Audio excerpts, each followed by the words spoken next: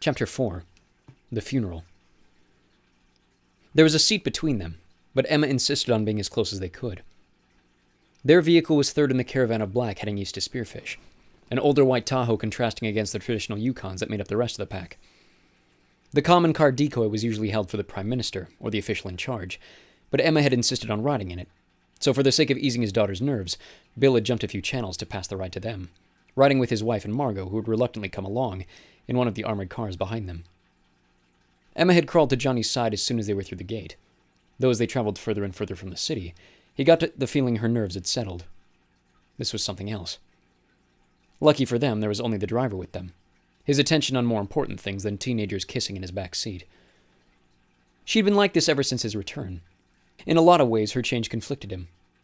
While he enjoyed how proud she seemed to be his, he struggled to shut off his concern that this had everything to do with who the rest of the world was now seeing him as, rather than who he was to her. It helped that a lot of this change in attitude happened out of the public eye, though even then, the voice in his head niggled away, insisting she was only attracted to what he'd done. There were other strange changes she had picked up in his months away, only expanded during their months apart over the summer. Sometimes he would wake in the middle of the night expecting to see her by his side, only to find the bathroom door closed. Despite waiting a reasonable amount of time, Emma was often in there beyond that. His worry of illness was pacified by the lack of noise, though different worries grew out of the 2 times he'd woken to the same, only these times she had disappeared to her own room, shutting him out from her world. The first time this happened, he was afraid he had done something to upset her. They'd not spent a night apart while both in Tylersville in ages, but to his surprise he woke up with her back by his side. The second time, he had actually confronted her over the locked bedroom door, but she insisted he had done no wrong, and Johnny worried she might be hiding a panic attack. Despite what she had mentioned at dinner with her family, there was very little about Emma that hinted at her fear. He tried to sympathize, especially in forgiving what she had forced him to do, but again that voice in his head worked against his conscience, prioritizing himself and his autonomy over the greater good. He was embarrassed they had not discussed the situation more, but Emma appeared to have moved past it, and he didn't want to seem obsessive over something so trivial. He thought back to where they had been a year before, pushing Wyatt and Liz out of his mind alongside Margot and Kent, to focus only on themselves. How naive he had been about his own feelings. How obvious it felt now that they were meant to be together. He struggled to imagine life without her. He literally couldn't when it came to their spring apart. She'd become his second half, especially in the gap left behind by his family. Beyond her, who was he? The world had an answer, but he preferred hers. When her lips backed away just enough to breathe, he blew a stream of air in her face and wriggled himself away just to readjust his suit, which had become uncomfortably tight. "Johnny!" she laughed, shooting him a look challenging him to do it again. "Question for you," he interrupted, tucking one side of his shirt back into his pants. Emma had accidentally knocked it loose while leaning into him. She sat up straight, readjusting her own outfit, a knee-length black thing with floral sequins at the fringe and visible from anywhere but up close. "I was doing something," she pouted. "Just a question," he surrendered. She crossed her arms and stuck out her bottom lip, but allowed him to continue. "If you could transfer to another branch for a semester, where would you go?" He had expected curiosity. Instead, her fake pout retracted to grim silence. "I can't," she said plainly. "I can't leave Margot." "Well, what if you could?" A smirk returned to her face. "Johnny, for the last time, you can't kill Margot." They both started laughing. That was a conversation he would have remembered having. When the laughter retreated to smiles, he asked again. "I'm serious," he stated. "If Margot wasn't an obstacle, maybe someone else keeps an eye on her for you. Where would you want to go?" Her hand reached up to scratch her ear. "Honest answer?" she prefaced. "Wherever Riley goes next." Johnny nodded. "I figured you'd say something like that," he accepted. "I was talking to him about it the other night. What about Germany? Or France? Why, so you can be better than me at another language for a change?" "I'm better than you at every language," he boasted. She rolled her eyes. "You speak Spanish like a robot," she accused. "Speaking and memorizing are 2 different things." "Okay, well, I speak French," he stated. "Exactly why I'd prefer Germany." He smiled as her eyes glowed back at him. "So it's a date then," he promised. "We think in January or next fall?" Emma's hand dropped to her side. "Johnny, I'm being serious." "I know you are, that's why I'm upset about it." she huffed. I told you, my parents won't let me leave, so I'll kill Margot, he joked. Johnny. Or we find a way for her to come too. Emma sighed.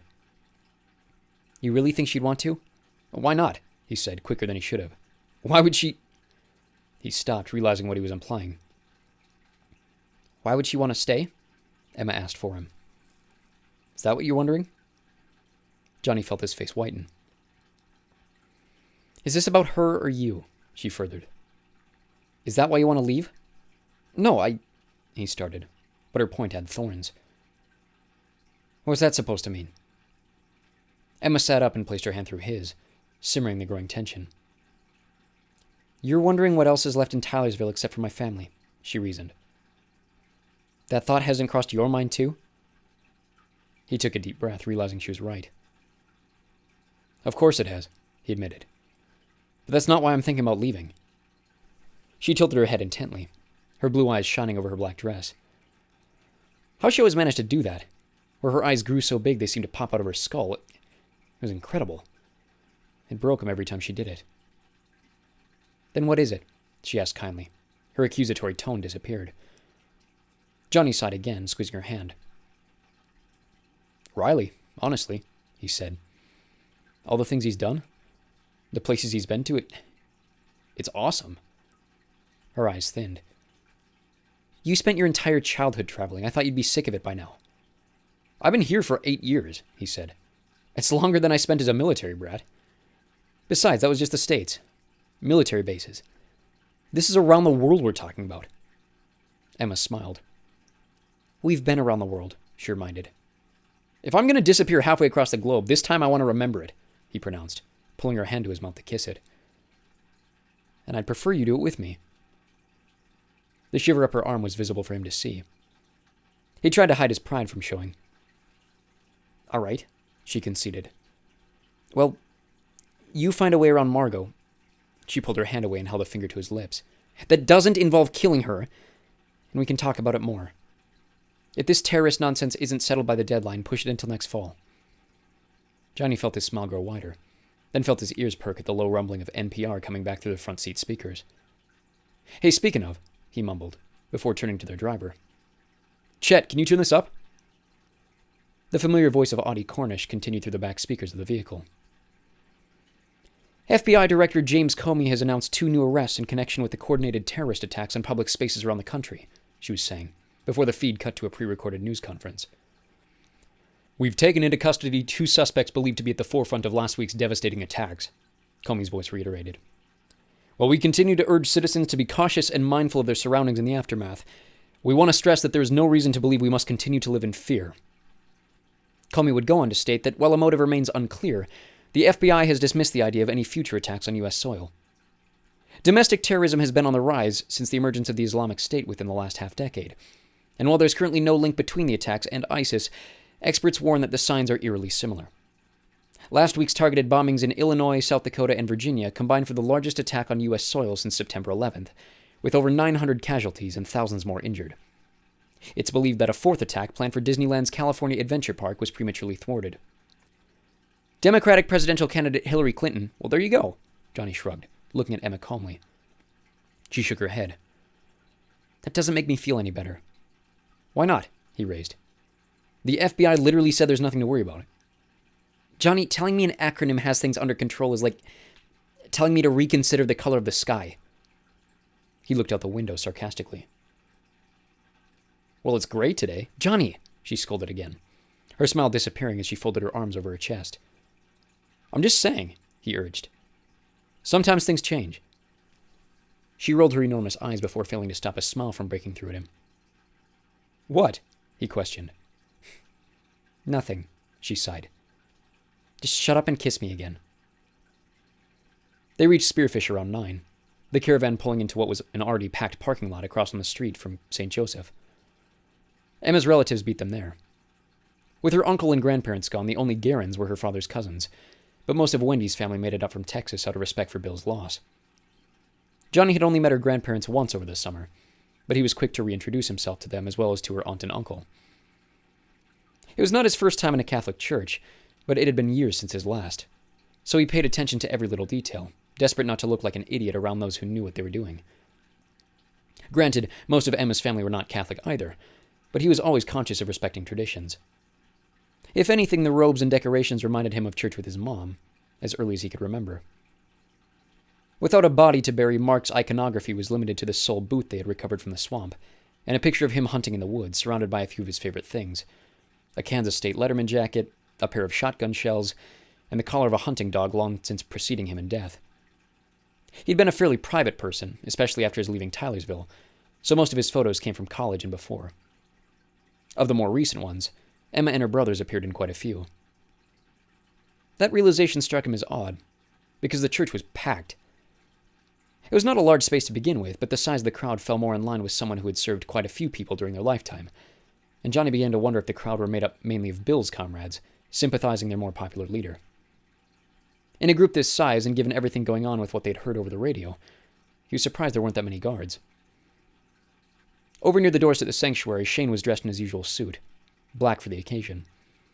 Surrounding him were Tate Schuler and a block-headed man he recognized as Dan Hornquist, Tylersville's head of security, which meant, much to Johnny's and certainly Emma's annoyance, his son Radley was likely to be here too. Pushing aside the thought, he walked over to the trio. Shane turned his handshake into a hug. "Doing all right?" he asked, well within earshot of the other two, who remained in the group. "Yeah," Johnny reddened, confused by the question. "Why?" Shane seemed to pick up on his discomfort, and nodded the other two away, leaving the pair to talk alone. His face darkened. "I'm sorry you never got a funeral for your brother," he said plainly. The thought had not even occurred to Johnny. After a brief sense of panic, he calmed, realizing how much he didn't care. "I've been to enough funerals," he reasoned aloud, dismissing Shane's apology. "Yeah, me too," Shane replied. "After Afghanistan, I hoped I'd never have to set foot in one again." His eyes darted around the room the way they always did after bringing up his time in the Marines. "Comes with the job, though," he continued vaguely. "I was just thinking the next one would be Tom's." Johnny followed his eyes. "Is he here?" he wondered, trying to find Bill's predecessor. "That would shock me," Shane stated. "I couldn't tell you the last time he was even out of the house. Teresa keeps us posted on his condition, but it's never good." Johnny sighed. "I hate cancer," he muttered. "Yeah, me too," Shane agreed. It took them all in the end, if they made it that far. That was the downside of the effects, if you considered any part of it a positive. Radiation was cooking them all from the inside, slowly but certainly, even generations on from the tests. It was why Emma's grandparents were among the few senior citizens in the church that morning. Why every one of them stood out so profoundly. Even if one of them were to catch it, at least they had a chance to survive. It was then that Riley and Siobhan reemerged from a room off the side of the narthex. Riley searched around the room for someone he knew, catching Johnny's eye before walking over. "Exploring?" Johnny inclined, shaking his head. "Found a changing room," he explained. Seeing the question brewing behind Johnny's eyes, he added, "We're stopping at Mount Rushmore on the way back." "Don't know the next time I'll be in South Dakota," Siobhan reasoned. "Figured I probably don't want to wear my funeral dress to a national monument, especially after what just happened." "Certainly should be light on traffic," Shane spoke up, ignoring the insensitivity of it all. He held out a hand to Siobhan. "Shane Daniels." "He's the deputy PM," Riley introduced as they shook, then added, "I doubt we'll even be able to get close.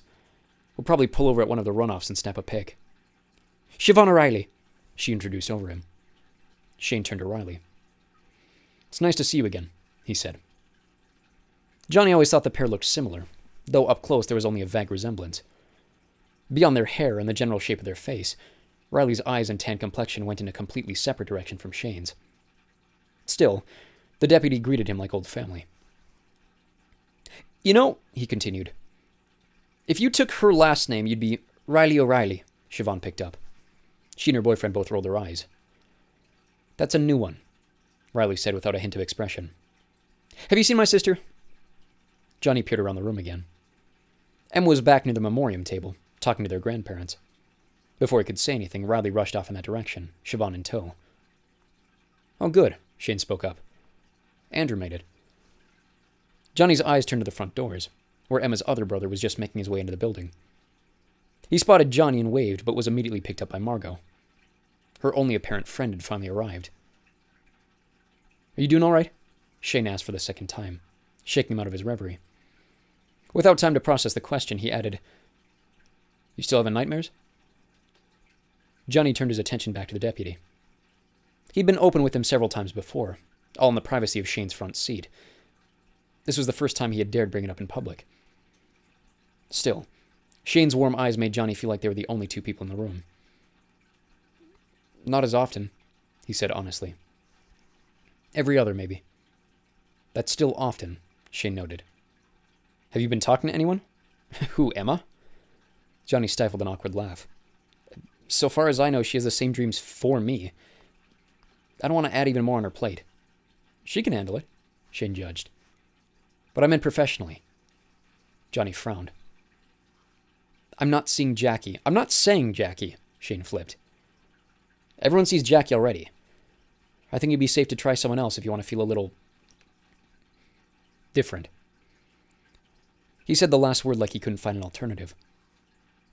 I feel different enough already, Johnny huffed. That's the problem.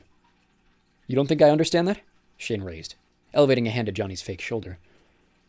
His hand shimmered blue for the briefest moment, before he jerked it back. Johnny sighed. I don't know what you understand. I'm only 12 years your senior, Shane shrugged.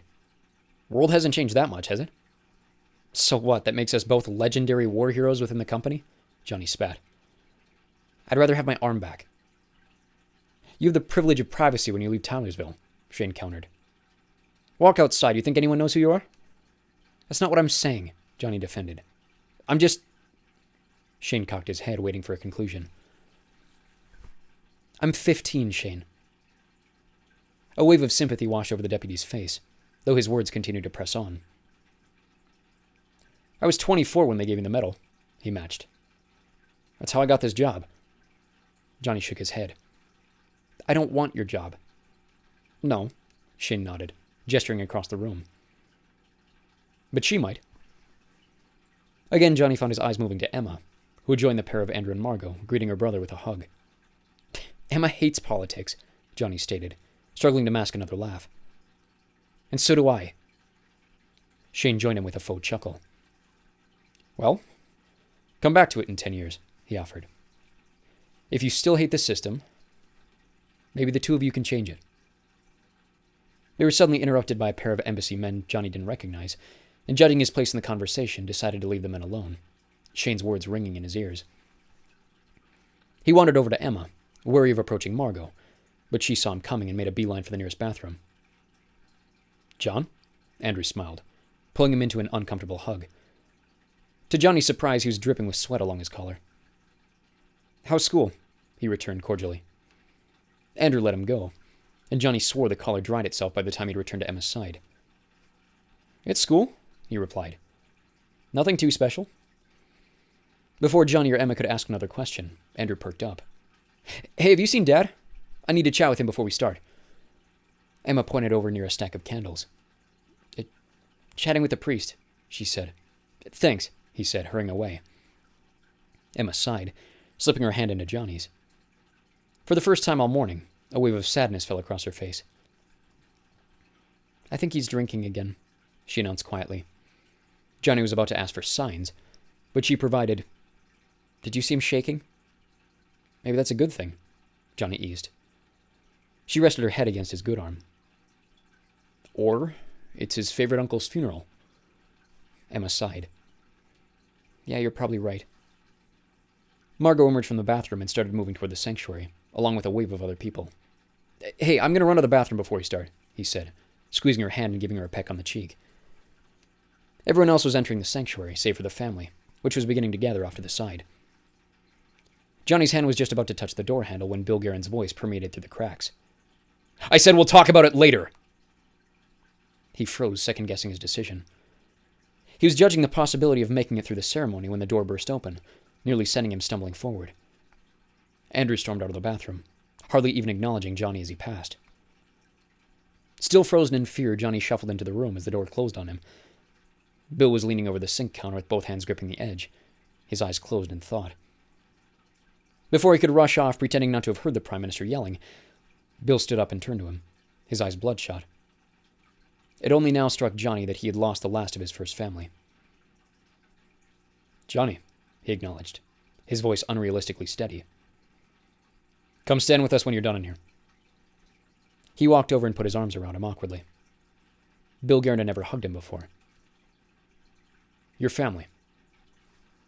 Without a second look into his face, Bill left the bathroom, leaving Johnny there alone, confused, frozen, and desperate to return to Emma's side. He entered the funeral at Emma's side as Bill had instructed. When they were all seated, one of the priests began with the traditional liturgy. "I am the resurrection and the life, says the Lord. He that believeth in me, though he were dead, yet shall he live. And whosoever live and believe in me shall never die." He led the congregation in prayer, then began blessing the memoriam with holy water. "With this water we call to mind Mark's baptism," he said. "As Christ went through the deep waters of death for us, so may he bring our brother Mark to the fullness of resurrection and life with all the redeemed. Amen." As the church echoed his final word, Johnny held his tongue. It seemed grossly ironic that the priest was baptizing an empty coffin, especially since the coffin was empty due to Mark's inability to escape water. But to his irritation, which eventually turned to fascination, water remained the core focus of the priest's homily, to the extent Johnny almost thought he was doing it on purpose. Bill interrupted the tradition to deliver a heartfelt obituary of his only brother, delivered with all the poise of a politician, only to hand the service back over to the priest, who continued stressing the significance of baptism. "By the mystery of this water and wine," he went on by the time of the Eucharist, "may we come to share in the divinity of Christ, who humbled himself to share in our humanity." The crowd around them shifted into the aisle for communion, roughly half of them doing so like proper Catholics. Bill, who had long forsaken his place in the church, respected the sacrament, staying put beside his wife. Johnny realized he, like Andrew before, was shaking. So much so, Johnny could feel it with his effect. As the partakers returned to the pews, he took notice of 1,000 other things he had not thought to feel with his effect. It felt stronger here, though why he had no idea. The most surprising thing he felt were the sheer number of guns in the room, hidden in the waistbands of the majority of the congregation. At first he thought he had miscalculated, shaking his head clear of the thought before sending his feelers out again. He was wrong. It was almost everyone.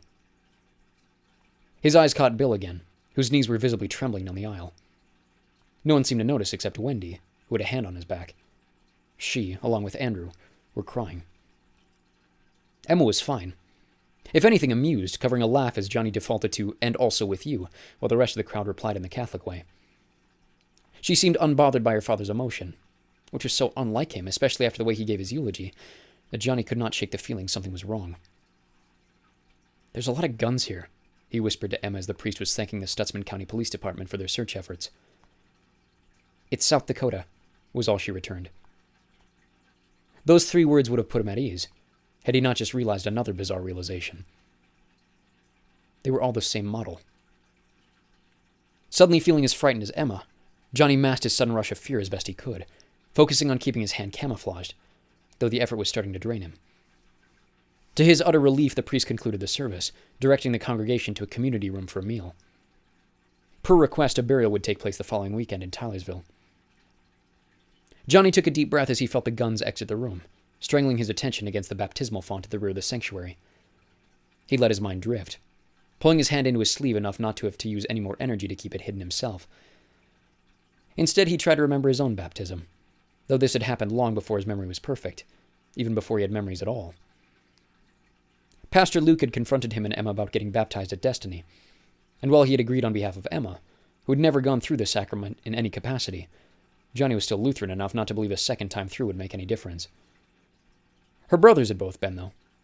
Even Riley, who had done it the year prior on the Mediterranean. It had broken Emma's heart not to be part of it with him. Now that he was back in town to witness hers, it was as good a time as any. His distraction toward baptism lasted only so long, as even the family made their way back into the narthex of the church, where Johnny once again felt the imposing presence of 100 hidden pistols. He prayed he was wrong about what they meant. They all sat together at the meal. What would next week become the new shape of their squad, save for Kent and Xander, the latter of whom had backed out of his invitation at the last second to take care of his sick family. Their places were filled by Wendy, Bill, and Andrew, though the latter 2 were missing for a large chunk of the social. Johnny kept his mouth shut about what he'd heard before the service. When they returned over 20 minutes later, both gave little indication anything out of the ordinary had happened, as though they had taken an awkward bit of time out of their day to catch up. Under normal circumstances, this would have seemed normal, but given their surroundings, in addition to Johnny's fears and what he had overheard, he could not stop but glance back and forth between the pair. Andrew seemed perfectly at peace. Bill was still shaking below the table.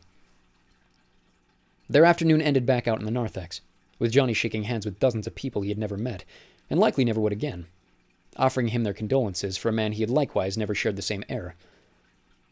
He simply smiled and nodded, accepting their sympathies on Bill's behalf as his stamina diminished by the minute. Shane's words from earlier returned, echoing louder and louder in his head. When it was all over, Johnny failed to refrain from throwing his head back in relief. Emma laughed at him. "We should have brought a change of clothes," she sounded, noting Raleigh and Siobhan, the latter of whom had changed her hair and thrown on a pair of jean overalls. "You're telling me," he sighed, realizing they would be spending the next 2 hours as uncomfortably as they had on the way. "At least the sky's blue now." Emma punched him playfully on the shoulder before gripping his good arm. His other had peeked its way back through the sleeve. The funeral was over. He was no longer shivering. "Hey, what was that about earlier?" she asked. "At the end. You froze." She had noticed. "Are you all right?" He perked his head up, pretending to be lost in thought. "What? Oh, that. I was just thinking about my mom." Emma's eyebrows narrowed. "Why?" she wondered. It had been a while since he brought up his parents with her. "The funeral?" "No," he admitted, trying to speak slowly to cover his quick thinking. "The baptism. I was wondering what she'd think about me doing it again." Emma's hand slid back to his. "You don't have to do it again," she encouraged. "That's up to you, not Pastor Luke. Don't let him pressure you." "No, but you should," he countered. "And if you want me to do it with you, then I will. That's more important to me than anything." She stood there in silence for a second, then leaned up on her toes to kiss him on the cheek. When she was back on the ground again, a smile filled her face from ear to ear. But she was smarter than that. Her smile turned suspicious. "You got all of that from a funeral?"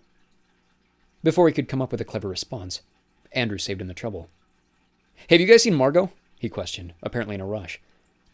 Emma's smile died. "I think she's in the car already," she said, searching around the room for her friend. "Which car?" Andrew asked quickly. Again, Emma replied slowly. 4, she said. "Why?"